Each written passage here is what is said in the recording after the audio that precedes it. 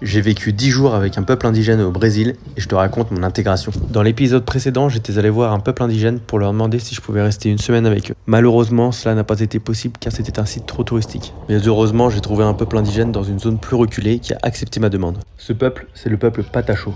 J'ai été accueilli par Achouab, le fils du chef du village. Il m'a accueilli à bras ouverts dans sa famille. Et c'est son fils Mike qui me fait la visite des lieux. Je fais également connaissance avec d'autres habitants des lieux, plus ou moins sympathiques. Et je m'intègre totalement à la vie du village. On fait en sorte que le feu sacré soit constamment allumé. On part en expédition en tracteur à la recherche de bois ou de feuilles pour la cuisine, pour la décoration ainsi que pour des rituels dont je parlerai plus en détail dans un prochain épisode. Je prends également part aux tâches ménagères du quotidien. Et en fin de journée, je quitte le monde des adultes pour m'amuser avec les enfants, avec qui j'apprends à lancer des flèches pour chasser le gibier.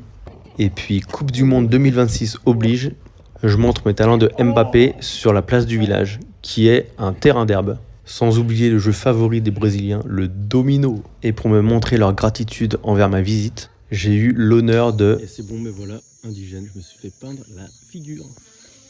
Ils m'ont vraiment intégré comme un membre de leur famille. Tiens, dis donc, il y a un gros musclor ici.